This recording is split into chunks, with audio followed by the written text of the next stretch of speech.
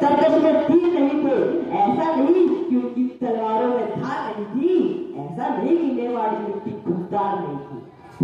केवल एक ही भय था जो उनको रोक रहा था, मानवता का रक्त बहेगा ये डर डोल रहा था। पर्वत और युद्ध के किस्से और वैश्य का मुख, इन तीनों चीजों से सबसे दूरी से ही देते सुंदर सुख। कथा युद्ध की सुनने में रमणी लगा करती है, किंतु समर्थन में सोड़ों की धार बहा करती है।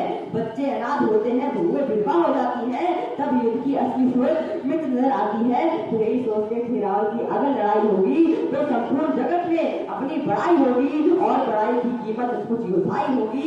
खिलजी की सेना में है जितने भी लड़ने वाले, उनमें से ज्यादातर है भारत के रहने वाले, और भारत के रहने वालों से हरगिज नहीं लड़ेंगे जब तक युद्ध को निपटारेंगे तब पश्चात करेंगे। सच्चे महावीर और योद्धा भी दरबार में आए। कोई बोले महाराज आदेश दो तो करते, एक बार में मुगलों में राजपूती लोहा भरते।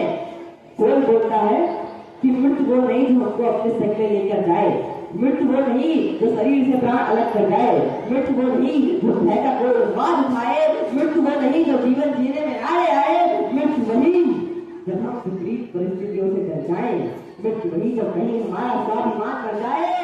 राजन क्षमा पर कहता हूँ कौन मृत्यु होती है, शत्रु गठनकारे तो बस मौत होती है।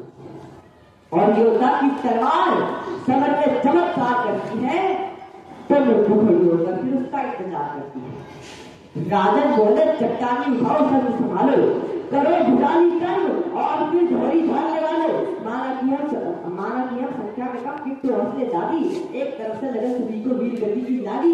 पुरुषों ने तो कफन और केसरिया तक बढ़ाया, उधर नानियों ने भी सुंदर जौहर को बनाया। ठाकुर ठकुरानी पासाड़ी सीमा लाग रहे थे, एक दूसरे से मरने की आज्ञा मांग रहे थे। ठाकुर ठकुरानी पासाड़ी सीमा लाग रहे थे, एक दूसरे से मरने की आज्ञा मांग रहे थे। तो सेना सब चुकी थी। अब रावत सेना के बारे में क्या बोलते हैं कि कुछ महारथी, कुछ योद्धा, कुछ पैदल घोड़े वाले, कुछ तो सिर्फ 13-14 कितने प्यारे मतवाले, कुछ की दाढ़ी बड़ी हुई थी पर तलवार लिए थे, बढ़ती उम्र दिखती थी पर मुंह पे धार लिए थे, कुछ तो पहले से ही घायल थे पर खड़े हुए थे मातृभूमि की रक्षा में मरने को अड़े हुए थे। मातृभूमि की रक्षा में मरने को अड़े हुए थे। तो दृश्य देखकर रावण की आंखों में पानी आया, दृश्य देखकर रावण की आंखों में पानी आया। बहुत प्रयास करा तब जाकर शब्द कोई मिल पाया, द्रवित हृदय और द्रवित मन से फूटे शब्द भारे, जैसे कोई पिता पुत्र को अंतिम बार निहारे, जैसे खुद भगवान भक्त की भक्ति पर मन हारे, ऐसे रावण खड़े हुए थे अपनी कहां बसाने। ऐसे रावण खड़े हुए थे। योद्धाओं, तुम ही हो गौरवान बचाने वाले, तुम ही हो मेवाड़ वंश का मान बचाने वाले, तुम ही सब सनातन का यशगान बचाने वाले। नमन तुम्हें है पूरा हिंदुस्तान बचाने वाले, नमन तुम्हें पूरा हिंदुस्तान बचाने वाले।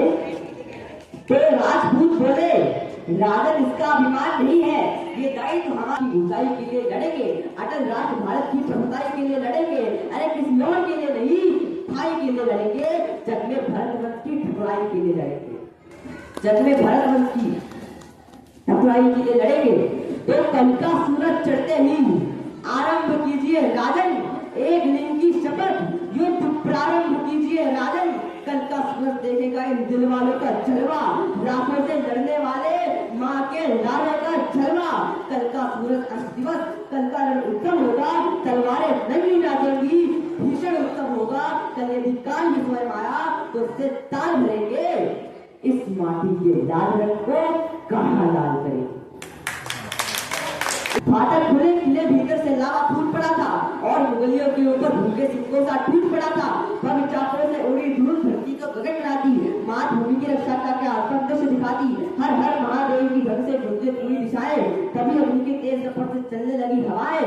बड़े बड़े बड़े काल को हाथ मिलाने, सर पे कफन लपेटे, आज चले आर्केड खेलने एक लिंग के बेटे, आज चले आर्केड खेलने एक लिंग के बेटे। तो उस रोज रणभूमि में कईयों मौतें पड़ती थी, तलवार ढाल से टकराती थी, टटकारें भरती थी। उस रोज दामिनी भालों की नोकों से खेल रही थी और कालिका स्वयं स्वर्ग से रक्त उड़े रही थी। रावण की तलवार चली तो बस हो गई घड़िया, चारों तरफ दिखती थी बस सनी अंतरिया। कहीं कटे से पड़े हुए, कहीं पड़े मांस के टुकड़े, कहीं खून से सने हुए हम दिखते थे बिखरे बिखरे। कहीं घराना घायल होकर हाथ पसारे जीवन टूट रहा था, कोई कहीं मृत्यु वैसे पवन समान बहा था। तो अब तक रण में राजपुतानी खेल आपने देखा, पर नहीं भुलाया जा